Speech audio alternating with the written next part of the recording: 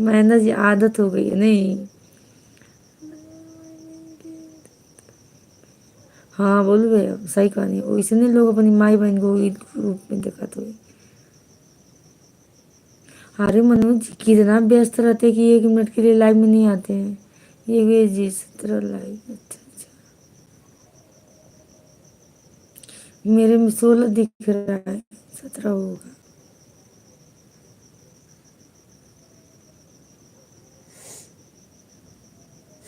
क्या madam live में आना नहीं मास्टर जी ऐसा क्यों। मनोज जी मैसेज मत डिलीट क्या करिए। मास्टर जी ऐसा क्यों लिखे है लाइव में आना बेकार है।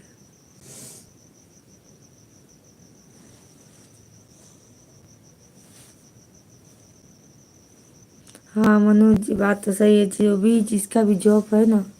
कब आए हैं लखनऊ। जी बता दीजिए। बहुत बहुत धन्यवाद महेंद्र जी सपोर्ट करने के लिए। मास्टर जी क्या लिखे हैं बताइए ना। ए मचा गुची साहब।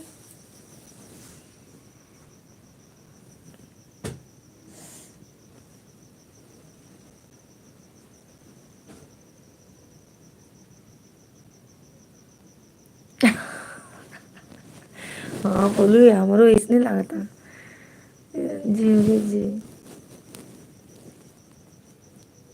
ये सारा वो क्या बोलते हैं योगी जी ये जो महेंद्र जी है ना 4 आईडी से आते हैं लाइव में। अच्छा अच्छा मनोज जी 12 तारीख को लखनऊ आ गए थे चलिए ठीक है। तब मैडम जी से बात हुआ कि नहीं वो भी आई है क्या यहाँ पे।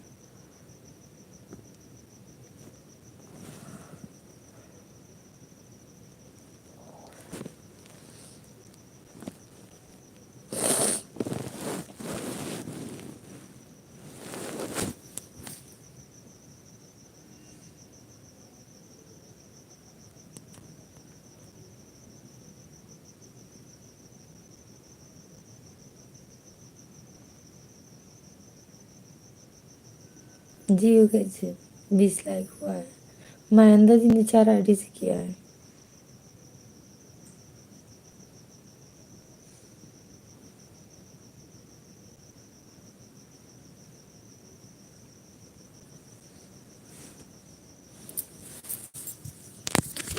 नहीं अभी तो नहीं आई।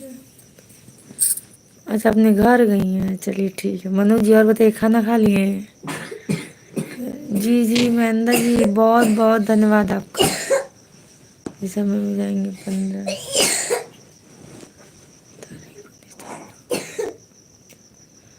अच्छा अच्छा तो 17 तारीख को लेंगे मैडम है। अरे एकदम मुँह कर लो। ठीक है मनोज जी चलिए ठीक है वो भी दिन आ ही जाएगा। ज़्यादा दिन नहीं है।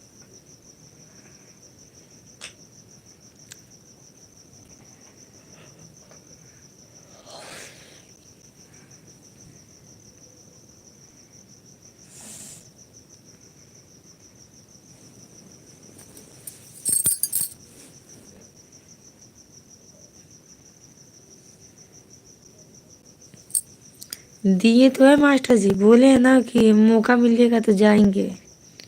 दिए ऊपर जाकर कमेंट देखिए। बबलू ये मास्टर जी को जवाब क्यों नहीं दे रहे हैं कि आप इनके घर जाएंगे कि नहीं जाएंगे। 21 लाइक। अच्छा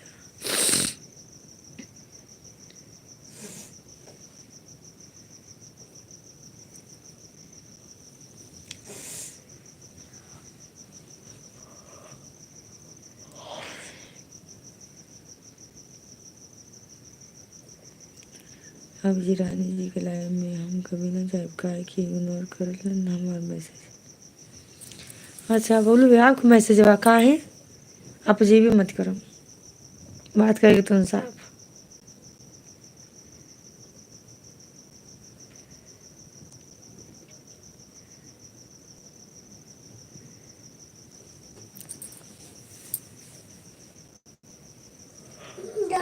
ज्यादा